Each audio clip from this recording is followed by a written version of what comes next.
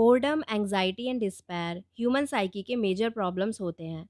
And 19th century Danish philosopher Soren Kierkegaard, जिन्हें father of existentialism भी कहा जाता है, उन्होंने अपनी पूरी लाइफ इन इश्यूज के बारे में लिखने में बिता दी। Well, boredom is normal, but इससे परमानेंटली रिलीफ पाना आसान नहीं है। रिलीफ फ्लीटिंग होता है, it doesn't last. Conflicts between one's ethical duty and one's religious duty cause anxiety.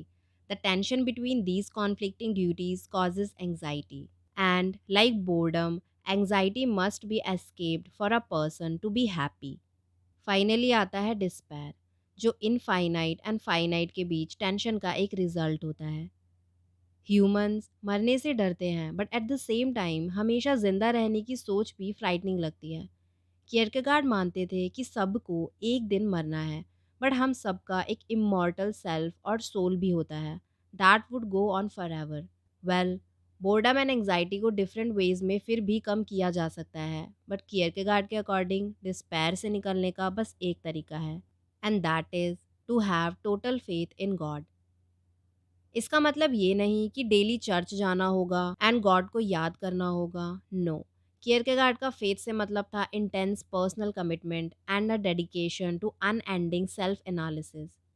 Kierkegaard thought that having total faith in God and thus escaping despair was extremely difficult as well as extremely important. So according to Kierkegaard, एक individual को life में खुद का true self achieve करने के लिए 3 stages से गुजरना होता है: the aesthetic, the ethical and the religious. But mostly लोग सिर्फ फर्स्ट एंड सेकंड स्टेज तक जा पाते हैं, कुछ इवन सेकंड तक भी नहीं पहुंच पाते। First stage, the aesthetic. Aesthetic word सुनकर दिमाग में आर्ट एंड ब्यूटी आता है, बट कियरकेगार्ड के अकॉर्डिंग एस्थेटिक होता है the realm of sensory experiences and pleasures. इस स्टेज का मेन मोटिवेशन होता है प्लेजर। ये स्टेज बेसिकली साइकोलॉजिकली हीडोनिज्म की एक फॉर्म है, जिसमें इंसान सिर्फ प्लेजर सीख करता है, specially the pleasure of experiencing beauty. But ये एक इमेच्योर स्टेज होती है जो सिर्फ पर्सनल एन्जॉयमेंट के बारे में है। एंड जैसा कि हम जानते हैं, एस्थेटिक प्लेजर्स फ्लीटिंग होते हैं। जब एक इंसान एस्थेटिक प्लेजर्स में उलझा होता है, उसकी लाइफ में कोई सॉलिड फ्रेमवर्क नहीं होता जो उसे coherent and consistent choices make करने में हेल्प कर सके। ये एक टाइप का हीडोनिज्म है जो लाइफ में एक्साइटमेंट क्रिएट करके इंसान का बोर्डम क्योर करता है, but at the same time self serving भी होता है, क्योंकि इसमें कोई डीपर मीनिंग नहीं है। ये ऐसी स्टेज है जहाँ इंडिविजुअल सिर्फ अपने बारे में, अपने सेंसरी प्लेजर्स मैक्सिमाइज करने के बारे में ही सोचता है। Like in late 20s we all go after experiencing the wonders of life. हम जब यंग होते हैं तब एस्थेटिक स्टेज में होते हैं, as we wanna have fun, go out, have party and all. सभी इंडिविजुअल्स को एस्थेटिक स्टेज से गुजरना होता है, बट इस स्टेज में हमेशा के लिए कभी नहीं रहा जा सकता, क्योंकि life is greater than hedonistic pleasures.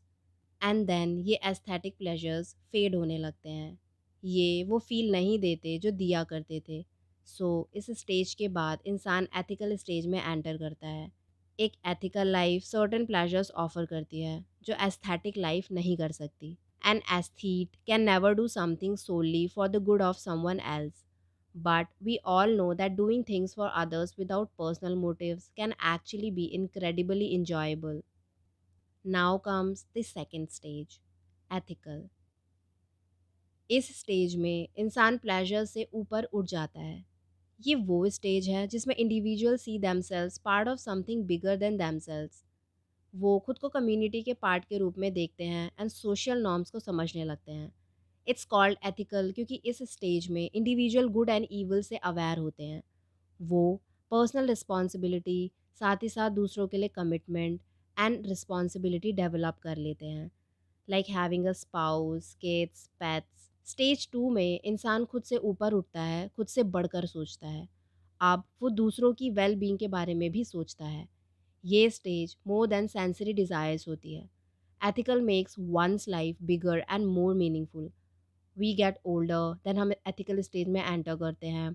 We get a job, get married, start a family, then responsibilities आती हैं, उन्हें हैंडल करना सीखते हैं। develop principles, follow laws and social norms. इंसान प्लेजर्स एथिकल लाइफ जीते हुए भी एक्सपीरियंस कर सकते हैं। एथिकल लाइफ डाइवर्स लोगों को हार्मनी में को एग्जिस्ट करने के लिए अलाउ करती है एंड इंडिविजुअल्स को सोसाइटी के गुड के लिए एक्ट करने के लिए भी एनकरेज करती है। एक एथिकल इंसान दूसरों पर अपने एक्शंस के इफ़ेक्ट को भी कंसीडर करने लगता है। पर्सनल गेन के बजाय सोशल वेलफेयर को प्रमोट करने में ज़्यादा ध्यान देता है। The ethical life also affords pleasures that the aesthetic doesn't. Still, एक एथिकल लाइफ स्पिरिचुअल लाइफ को नर्चर करने में ज़्यादा हेल्प नहीं करती। एथिकल लाइफ हमें बस सेल्फ एक्सप्लोरेशन से डाइवर्ट कर देती है since it requires an individual to follow a set of socially accepted norms and regulations. According to Kierkegaard, self exploration is necessary for faith, the key requirement for a properly religious life. Then comes the third stage, the religious. Kierkegaard के according life की highest stage होती है religious stage.